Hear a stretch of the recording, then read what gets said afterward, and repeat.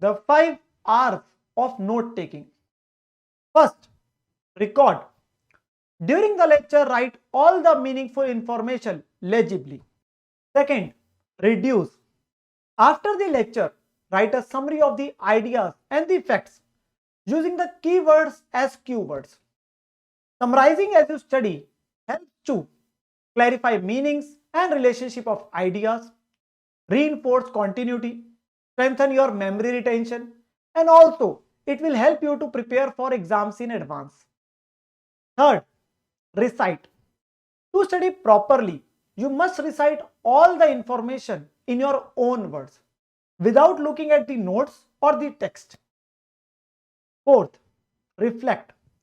Think about your own opinions and ideas as you read over your own notes.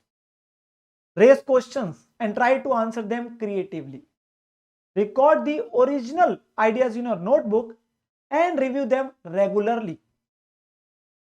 And fifth, review. Before reading or studying new material, just quickly take 10 minutes to review your older notes. And this review will actually enhances your retention of the old material while you are going to add new material to your memory.